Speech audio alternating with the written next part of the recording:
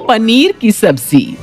लड़की जब शादी करके ससुराल जाती है तो उसे बहुत एडजस्ट करना पड़ता है, क्योंकि उसकी पसंद अपने ससुराल वालों से काफी अलग होती है।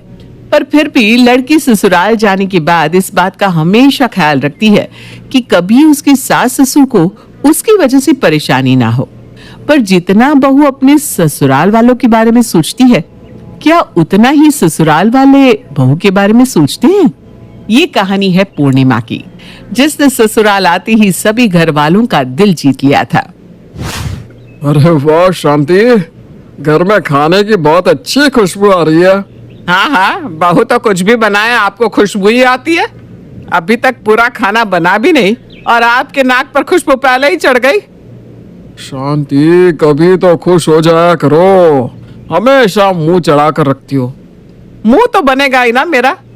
मैंने सोचा था मेरे घर में भी बहू आएगी, रोज रोज नए तरीके के पकवान बनाकर मुझे खिलाएगी, पर मेरी बहू को तो रोटी सब्जी के अलावा कुछ आता ही नहीं बनाना। औरों के घर की बहू को देखो कैसे 56 भोग आते हैं बनाने। शांति जानबूझकर सारी बातें तेज तेज बोल रही थी ताकि पूर्णिमा तक उसकी बातें पहुंच सके। अपनी सास की बातें सुनकर पूर्णिमा को थोड़ा बुरा लगता है, पर वो अपनी इस कमी को सुधारने की कोशिश करती है और YouTube पर खाने के नए नए तरीके देखती है और घर में उन्हें बनाने की कोशिश करती है। माँ को हमेशा मेरे खाने से शिकायत थी। भगवान जी मेरा साथ देना, आज पहली बार चिली पनीर बनाने जा रही हूँ। पर माँ को एक बार बता देती हूँ, वैसे भी घर में पनीर नहीं है, माँ को बता दूंगी तो वो पनीर भी मंगवा देंगी। पूर्णिमा अपनी सास के पास जाती है और पनीर की सब्जी बनाने के लिए परमिशन लेती है, पर पनीर का नाम सुनते ही शांति का मुंह बन जाता है और मुंह बनाते हुए पूर्णिमा से कहती है, नहीं नहीं, पनीर बहुत महंगे हो रहे हैं बहू, फिर कभी चिली पनीर बना लेना। एक काम कर, आज तुम मशरूम की सब्जी बना ले, और हाँ, मसाले वाली बनाना। मशरूम की? ठीक है माँ, पर मुझे तो मशरूम की सब्जी आती ही नहीं बनानी। कोई बात नहीं, माँ का मशरूम खाने का मन है, एक काम करती हूँ, जैसे YouTube से पनीर की सब्जी बनानी सीखी है, इसी तरह से मशरूम की भी सीख लेती हूँ। क्या पता माँ को उनका मनपसंद खाना बना दूँ तो शायद उनकी नाराजगी मुझसे कम हो जाए। पूर्णिमा से पूरा परिवार खुश था सिवाय शांति के, इसलिए पूर्णिमा हर समय अपनी सास को खुश करने में लगी रहती और वही बनाती जो शांति कहती। अब इसी तरह से कुछ दिन बीत जाते हैं और पूर्णिमा का दिल करता है कि आज वो पनीर की सब्जी बनाए, जो रेसिपी उसने देखी थी वही। इसीलिए एक बार फिर पूर्णिमा अपनी सास से कहती है, माँ आज अमित जी का प्रमोशन हो गया है, कितनी खुशी की बात है ना? हाँ, खुशी की बात तो है। मैं चाहती हूँ कि मेरा बेटा इसी तरह से दिन दुगनी और रात चौगनी तरक्की करता रहे। अच्छा माँ जी, मैं क्या कह रही थी कि आज बहुत खुशी वाला दिन है और कितना टाइम हो गया घर में कभी पनीर की सब्जी बनती नहीं। मेरा भी बहुत मन कर रहा है आज पनीर की सब्जी खाने का। क्या मैं आज पनीर की सब्जी बना लूं? अरे नहीं नहीं बहू, इतने खुशी के मौके पर पनीर क्यों बनाना? तू कुछ साउथ इंडियन डिश बना और कुछ इटालियन बनाने की कोशिश कर। मुझे उम्मीद है तू हर तरह का खाना बनाना सीख जाएगी। ठीक है माँ। बेचारी पूर्णिमा आज अपनी सास से खुलकर बोलती है कि उसका पनीर की सब्जी खाने का दिल है, पर शांति को कोई फर्क नहीं पड़ता। वो अपनी फरमाइश पूर्णिमा के सामने रख देती है। बेचारी पूर्णिमा भी अपनी सास की इज्जत करती है और अपना मन मार देती है। अब इसी तरह से कुछ दिन बीत जाते हैं और देखते ही देखते विनोद रिटायर हो जाता है। एक बार फिर पूर्णिमा के पास खुशी का मौका था और वो अपनी सास से अपनी इच्छा जाहिर करती है। माँ जी, पापा जी रिटायर हो गए हैं, क्या आज इस खुशी के मौके पर मैं पनीर की सब्जी बना लूं? वैसे भी मैंने काफी समय से पनीर की सब्जी नहीं खाई, मेरा काफी मन कर रहा है। अरे बहू, तू हमेशा तो अपनी ही पसंद का खाना बनाती है। आज तेरे ससुर जी के लिए खुशी का माहौल है, कम से कम आज के दिन तो उसके मनपसंद का खाना बना।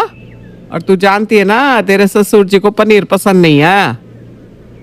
ठीक है माँ जी, समझ गई, आज भी पनीर नहीं बनेगा। अपनी सास की बात सुनकर आज पूर्णिमा बहुत उदास हो जाती है। और उस दिन के बाद फिर कभी भी पूर्णिमा अपनी सास के सामने अपनी इच्छा जाहिर नहीं करती। ऐसे ही एक दिन पूर्णिमा अपनी सास के लिए फ्राइड राइस बना रही थी, तभी शांति के पास उसकी बेटी कोमल का फोन आता है, जो अपनी माँ से अपने ससुराल वालों की शिकायत करती है। माँ, ये कैसे घर में तुमने मेरी शादी करा दी?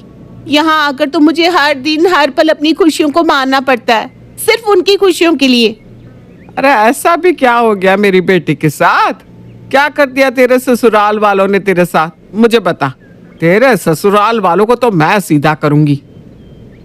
तुम क्या सीधा करोगी? मेरी जिंदगी खराब हो गई है। इस घर में मेरी पसंद का कभी कुछ बनता ही नहीं। यहाँ तक कि ये लोग मुझे मेरी पसंद का कुछ खाने भी नहीं देते। कुछ भी बोलो तो बहाने मार देती है मेरी खड़ूस सास। अरे ये क्या बात हुई? तेरे ससुराल वाले तो सच में बड़े ही निकम्मे और कंजूस है, जो तुझे तेरी पसंद का खाना भी नहीं खाने दे रहे। तू एक काम कर मेरा बच्चा, कुछ दिन के लिए यहाँ आ जा, और जब यहाँ से जाना तो 4 दिन तक अपने घर वालों को खाना मत देना। फिर उनको अकल आएगी कि बहू की इज्जत करना कितना ज्यादा जरूरी है। फिर देखना तेरी ही मर्जी का खाना बनाएगी तू। हाँ माँ, तुम बिल्कुल सही कह रही हो। अब मुझे अपनी उंगली टेढ़ी करनी ही पड़ेगी। अच्छा माँ, फोन रखती हूँ। इतना बोलकर कोमल फोन रख देती है, पर ये सारी बात रसोई में खड़ी पूर्णिमा सुन लेती है। पर फिर भी पूर्णिमा अनजान बनने की कोशिश करती है और अपनी सास को खाना देते हुए कहती है, क्या हुआ माँ जी, ननद जी ठीक तो है ना ससुराल में? क्या खाक ठीक है? अरे पता नहीं कैसे घर में मेरी बेटी की शादी हो गई। ऐसे कंजूस ससुराल वाले हैं उसके कि मेरी बेटी को उसके पसंद का खाना भी नहीं खाने देते। कितने दिन से मेरी बेटी पिज्जा की रट लगाई है, पर मजाल है कि उसके घर में पिज्जा आ जाए। पर मैंने तो उसे सिखा दिया है कि 4 दिन तक घर वालों को खाना ही मत दे, अपने आप ही अकल ठिकाने आ जाएगी। और अगर फिर भी नहीं सुधरे तो तू यहाँ आ जाना। कुछ दिन जब खुद उसकी सास इस बुढ़ापे में खाना बनाएगी ना, तब अकल आएगी। हाँ माँ जी, आप बिल्कुल सही कह रही हैं। जब घी सीधी उंगली से ना निकले तो उंगली टेढ़ी करनी ही पड़ती है। आपने बिल्कुल सही सिखाया है अपनी बेटी को। लीजिए खाना खाइए। अब क्या था, पूर्णिमा की सास ही उसे एक आइडिया दे देती है, जिसके बाद पूर्णिमा भी अपने ससुराल वालों को 4 दिन तक खाना नहीं देती और शांति को खुद खाना बनाना पड़ता है। आखिरकार 5वें दिन जब पूर्णिमा अपनी सास के हाथों का बनाया हुआ खाना खाने के लिए परिवार वालों के साथ बैठती है, तो शांति के सब्र का बांध टूट जाता है और वो पूरे घर वालों के सामने पूर्णिमा को सुनाने लगती है। पता नहीं कैसी बहू मिल गई है मुझे, बेशर्मी की भी हद होती है। अरे बहू, तुझसे खाना तो बनाया नहीं जाता, मुझ बुढ़िया से खाना बनवा कर तू रोज आराम से खा कैसे लेती है? माँ जी, मैं तो हमेशा आपकी पसंद का खाना बनाती थी और मैं तो चाहती हूँ कि आप खुश रहें, पर आप ही नहीं चाहती कि मैं खुश रहूं। जब बात आपकी बेटी पर आई तो आपने उन्हें सीख दी कि ससुराल वालों को 4 दिन खाना बनाकर मत देना। बस वही सीख मैंने भी अपनाई, क्योंकि आप भी तो वही कर रही है ना जो ननद जी की सास उनके साथ कर रही थी। क्या हुआ बहू, तुम ऐसी बातें क्यों बोल रही हो? मुझे तो कुछ समझ में नहीं आ रहा कि क्या हो रहा है घर में। शांति, क्या हो रहा है ये सब? विनोद के पूछने पर भी पूर्णिमा कुछ भी नहीं बोलती और वहां से चली जाती है, जिसके बाद शांति अपने पति के सवालों का जवाब देती है। मुझे समझ में आ गया है, गलती मेरी ही है। अगर तुम्हें सब पता है और अगर तुम्हें पता है कि गलती तुम्हारी है, तो अपनी गलती को सुधारो। पूर्णिमा की बातें सुनकर विनोद को कुछ समझ में नहीं आता, पर शांति सब समझ जाती है कि उसकी बहू क्या कहना चाह रही है। अगले दिन अपनी इस हरकत के लिए पूर्णिमा अपनी सास से माफी मांगती है। कल रात के लिए मुझे माफ कर दीजिएगा माँ जी, अब से पहले की तरह मैं ही रसोई संभालूंगी। मुझे बता दीजिए क्या बनाऊं? बहू, तुझे पनीर बहुत पसंद है ना, और बहुत दिनों से तेरा मन भी कर रहा था। एक काम कर, आज पनीर की सब्जी ही बना ले और अपनी सास को माफ कर दे बेटा। नहीं नहीं माँ जी, आप ऐसा मत बोलो। आपको आपकी गलती का एहसास कराने के चक्कर में मैं भी कुछ ज्यादा ही हद पार कर गई। नहीं बहू, तूने बिल्कुल सही किया। तेरा ये करना जरूरी था। मुझे अपनी बेटी का दुख नजर आया, पर बहू का नहीं।